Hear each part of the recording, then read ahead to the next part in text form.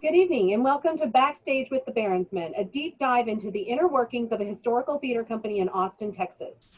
On today's episode, we will dive into the unique origin story of the company. We'll talk about the founding mission and goals and how they've changed or stayed the same over its 21 years of life. We'll also look at where we're going into the future. Our guest today is Miss Dawn Allee, founding member and current president of the board of directors. Hi, Dawn. Hi. Welcome, welcome. All right.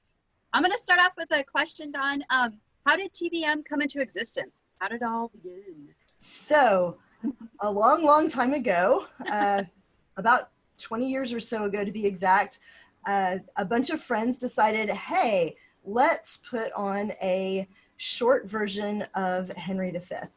And basically, it was enough to provide the context for some of the famous speeches that are in Henry V.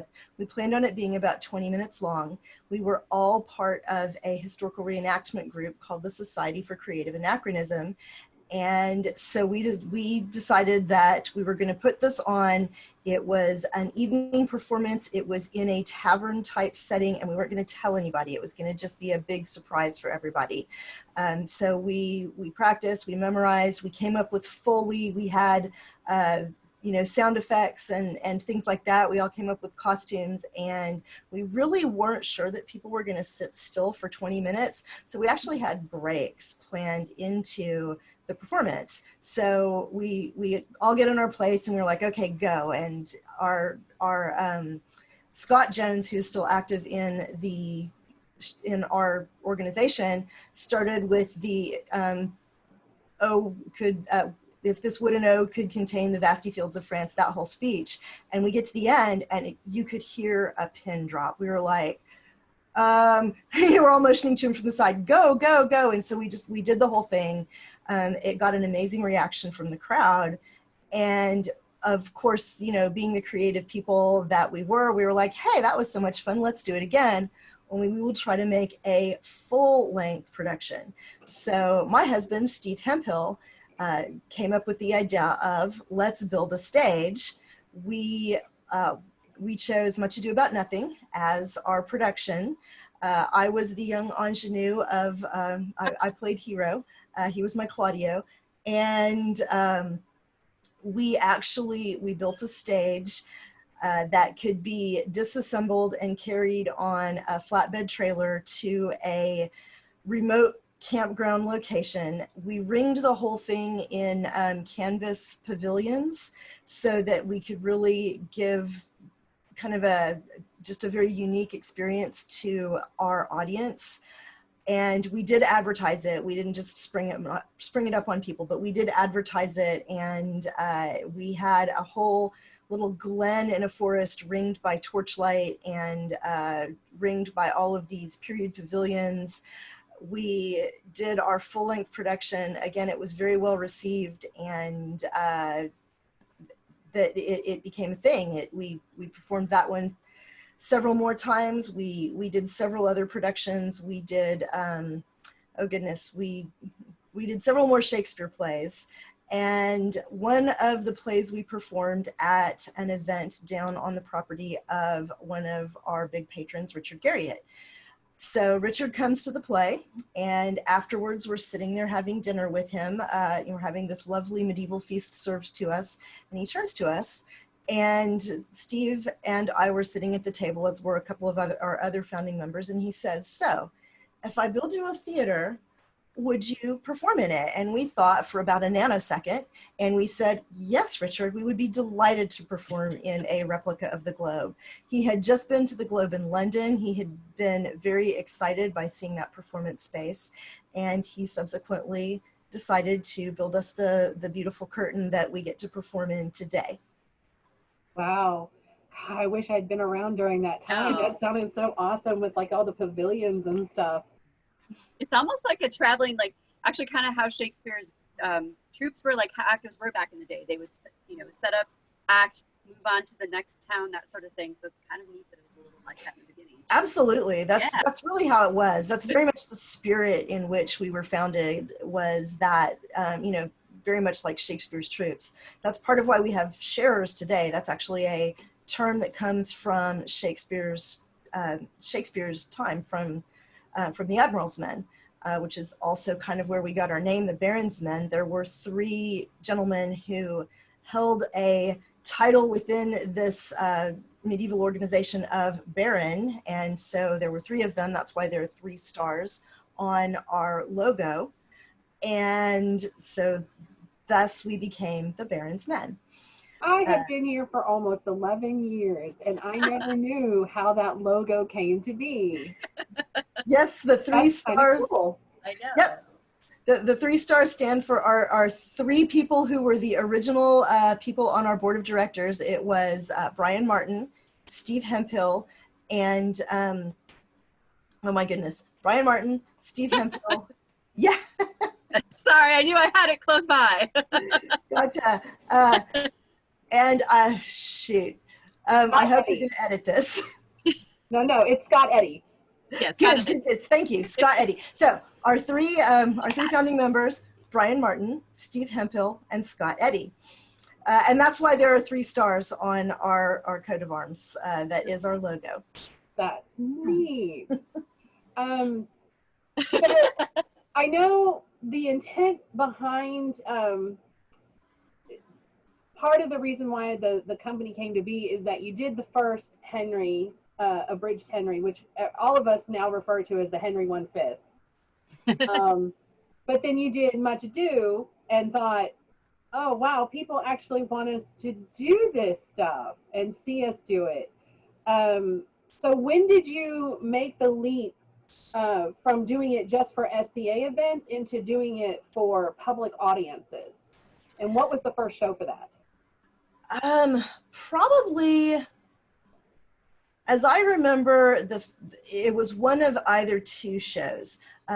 So we did Merry Wives of Windsor, and we did it for an SCA audience, but as kind of a practice, we actually did it in our front yard.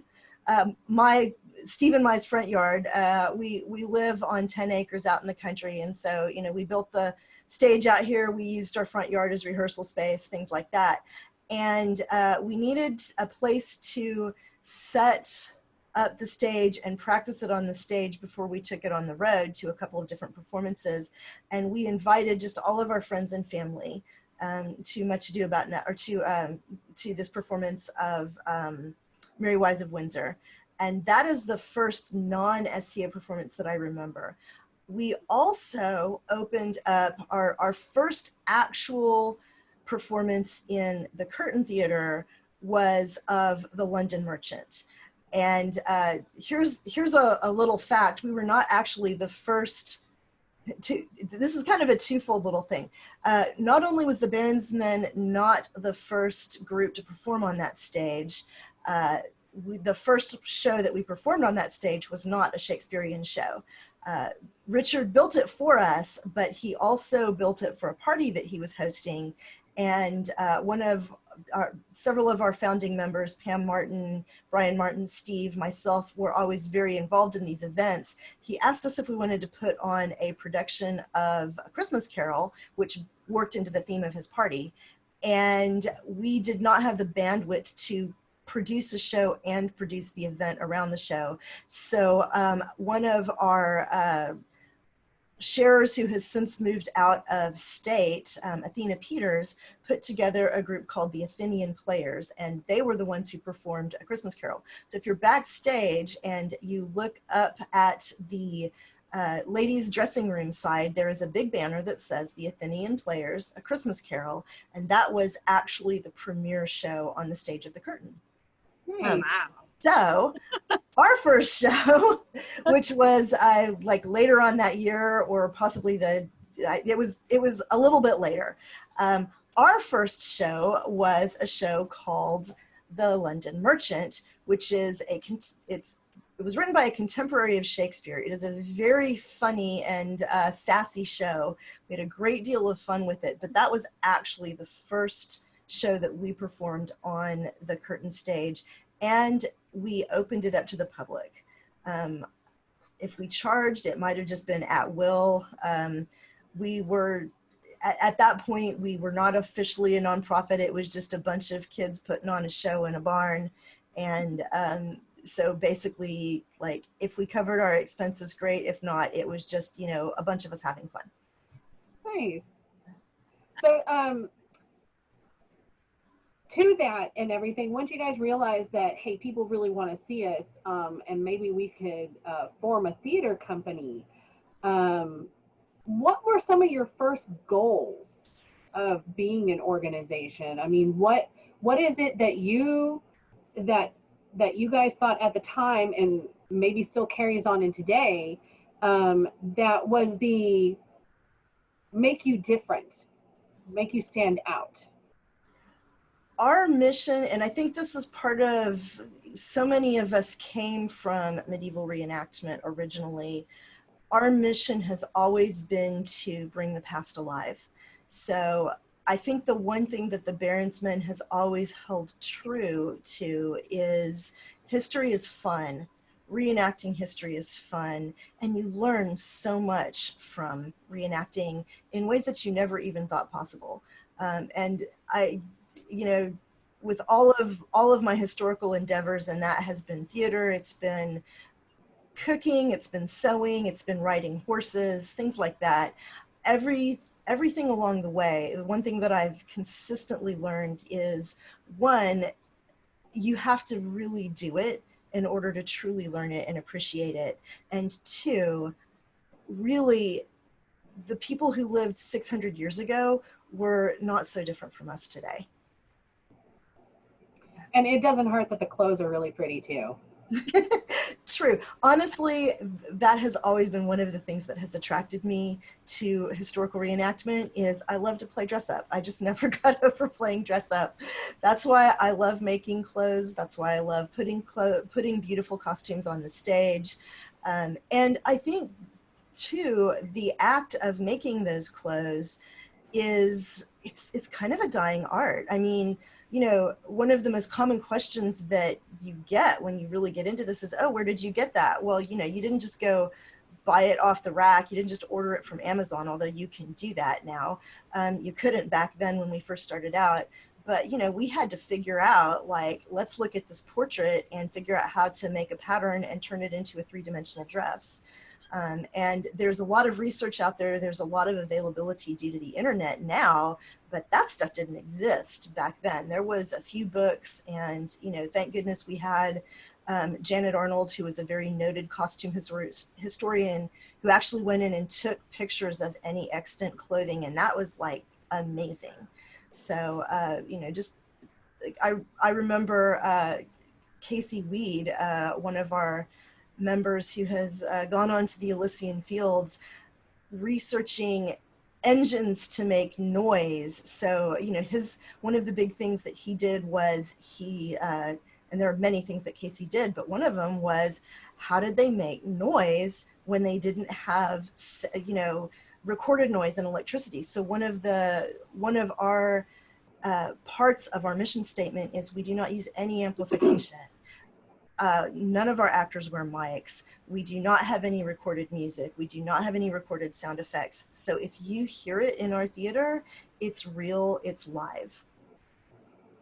That's what I love about it too. And I think as well, like you mentioned, that's one of the, as an actor, when you start putting on the costumes, everything else, and it just adds and brings you right into that whole realm of being on stage and in that different time period. And it's so important, I think, with the costumes.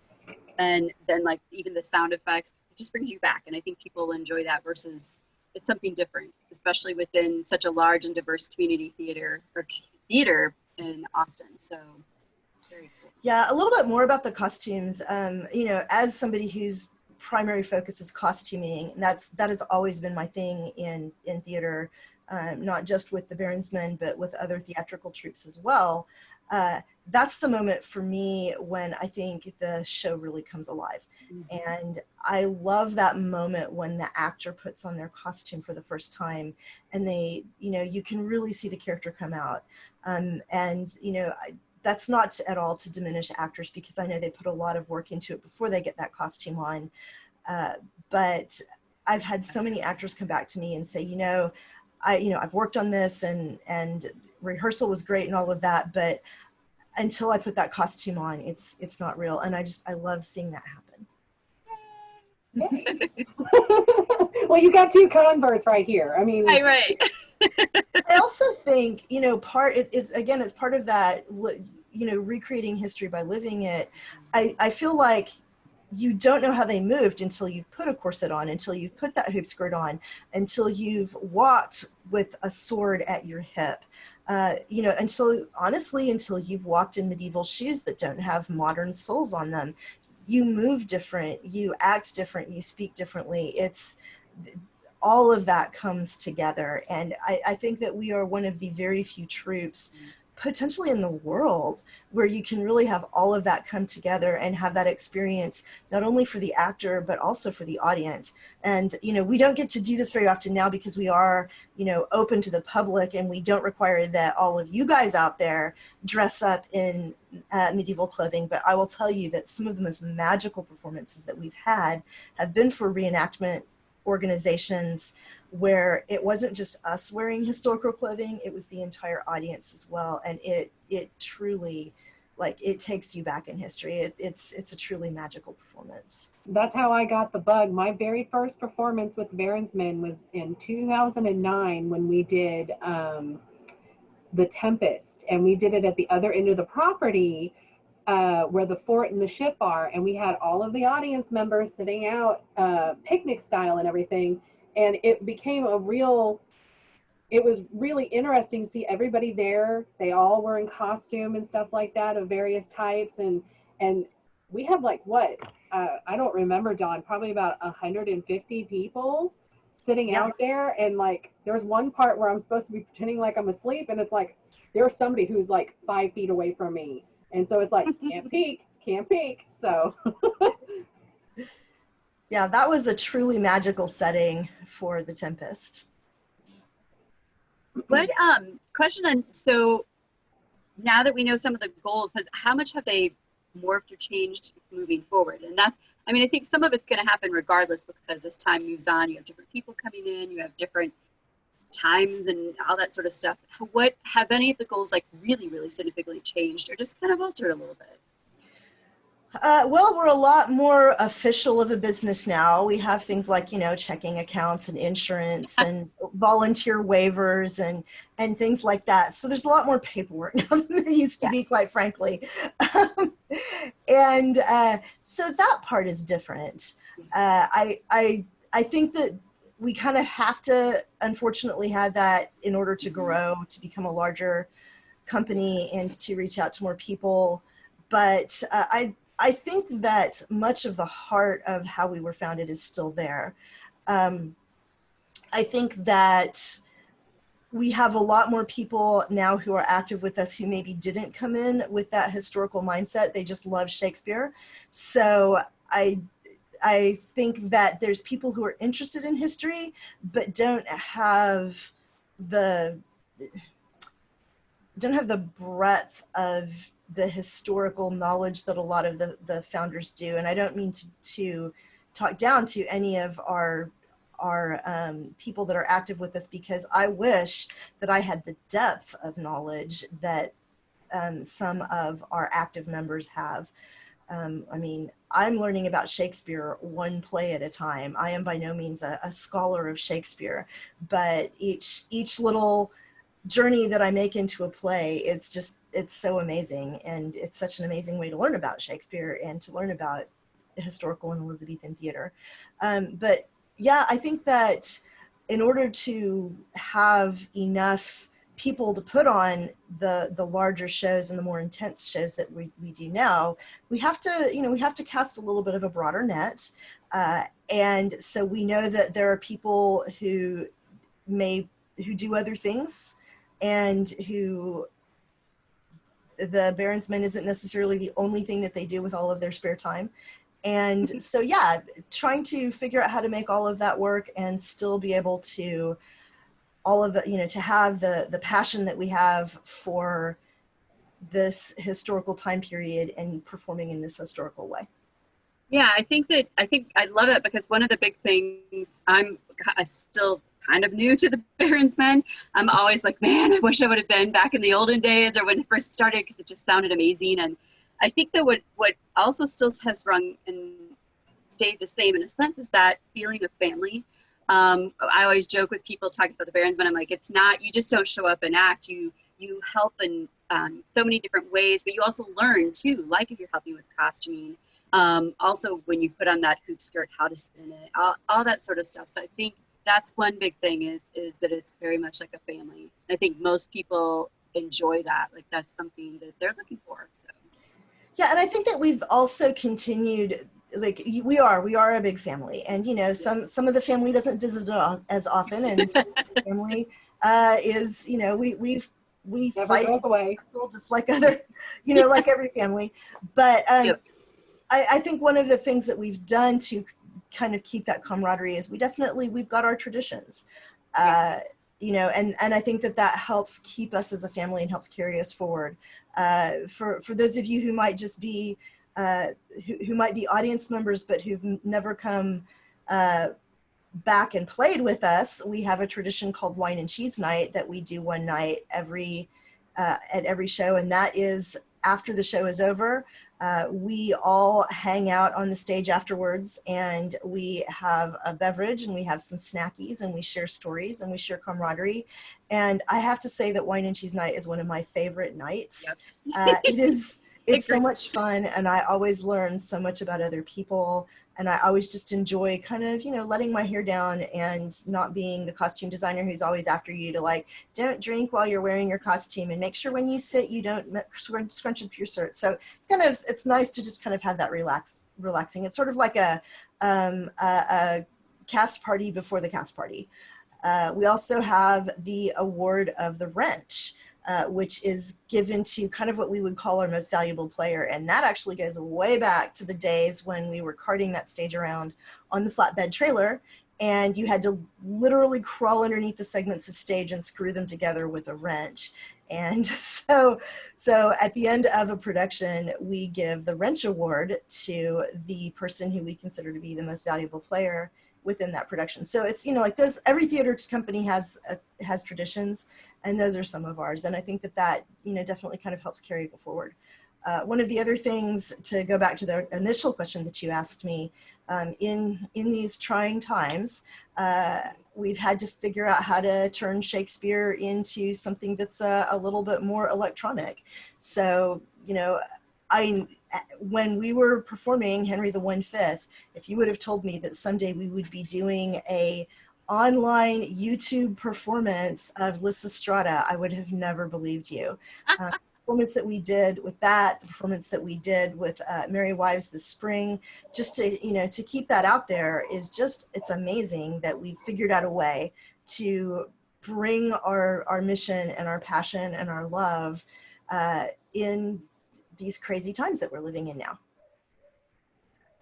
I think that's just like everybody's kind of going that direction of how do you adapt to these weird times and still get out there and entertain your patrons and everything. And I'm very happy that we've been able to embrace that, because it was really fun doing the Merry Wives, because I mean I even made like I got goofy with it and made like a fake mustache that was like comically large on a stick. And that, for one of my characters, it was like, that was part of my costume and everything. And I forgot at one point that I was there, and I turned my head and the mustache stayed here. And I had to remember to turn back around. It was like, but I think that's one of the things that, at least for me, as somebody coming in 11 years ago, that has been consistent throughout all of that time, is the camaraderie has always been there.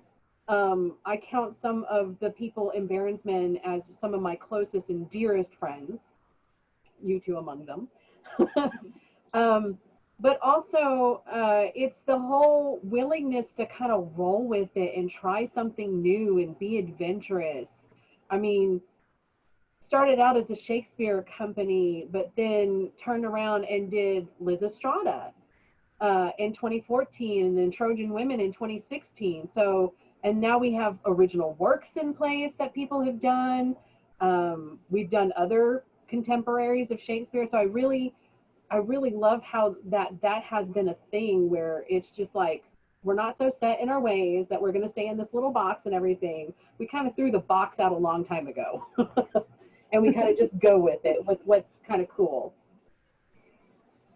Yeah. Go ahead.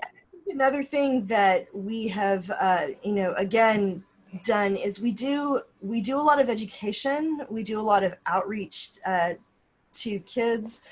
We don't currently have an active Shakespeare camp for kids, but we've done that in the past. We frequently have education nights. We do a lot of outreach to schools, to colleges. We have a lot of high school and college classes that come to see our plays performed. And I think that really speaks to the unique way in which we perform them. And I got to put a plug in for Lists on the Lake, of course, because Lists on the Lake it's not only is it our big fundraising activity, but it is also one of our major educational outreach projects to schools around the area. And it's not just teaching kids about theater, which is of course important, but it's also just teaching kids about chivalry, the chivalric arts, getting to see knight in shining armor, and just learning a little bit more about the Middle Ages. So, I think that the outreach of education is also something that we very much do. Nice. And I guess the last question, Miss Jackie. Oh, I was like, I didn't know if you wanted to take it or not. Where do you see Berensman going in the future? Done. Oh my goodness. I know. Why not ask a big question? You can go big picture, not so much yeah. specific if you want. Yeah, I mean, I'm so glad that we're finding ways to weather COVID-19. I'm so encouraged by all of the creative ways that all of you guys have found to, like I said, keep us out there, keep us relevant. This being one of those channels and this being one of those ways, I'm so glad that everybody has taken that challenge. I see us continuing, like my blue sky dream is to ultimately have a Shakespeare, a Globe theater that we can call our very own, much as we are graciously appreciative of Richard Garriott letting us perform at this space for so many years and having built it, to have a home of our own, I think would be my pie in the sky dream. I'd love to have a Globe, to have that thrust stage. It's such a unique performance space. It's such a unique thing to experience, both as a performer and as an audience member. It's like nothing that you've ever experienced before. I'd love, I'd love to also have my very own Blackfriars, my very own indoor theater, so that we could, I don't know, maybe do some summer shows. Let's face it, Central Texas is not the same as London, England, and we do find, we've tried, that's why we did Lysistrata. Originally, we've tried to do summer performances, and it's just brutal. So to have an indoor performance space, I'd love to have our very own costume and scene shop. I'd love to have some sort of ongoing academy for education for kids. Like that's my pie in the sky dream. Yeah. Ultimately, that's really where I'd like to see us go someday. I don't know when someday we'll get here, but that's my pie in the sky dream. Now you guys know. Now it's out there. I've told that to a very few people. Nice. I wouldn't exactly count that as an out or impossibility, because a lot of that, I mean, everything is changing, partially because of what's going on with COVID and everything, that everything is changing. So there may someday be a possibility for us to have that space, because I too of like, okay, where can we get an indoor space so that we can do shows whenever we want to do them. And of course, rehearsal space, because that's always a concern. Oh yeah, and rehearsal space. Yeah. But yeah, I like that. Sounds cool. Yeah, so that's my dream. Cool. I have another question. Uh-huh. So Dawn, what would be, if you could ever because we'll do another one that'll be costuming. But if you could ever, what show would you love to see done for the Baronsmen to do? Like, I guess let's say Shakespearean within Elizabethan times. Let's go narrow it. But what would be the show you'd always wanted to have us do? Or maybe we've already done it. Yeah, honestly, it's one we've already done, and that is A Midsummer Night's Dream. Because I just, it's probably the first Shakespeare play I ever remember seeing. It was at Miller Outdoor Theater, and I was probably in elementary school. It was a very, very long time ago. And there's a little bit of an element of fantasy to it. Yeah. And as much as I love history, I also love fantasy. Mm-hmm. And, just how can you go wrong with fairies? Right. So, that would be it. A Midsummer Night's Dream.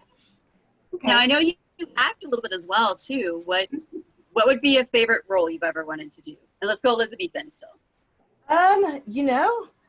I think that the role that I would really, really love is Tybalt.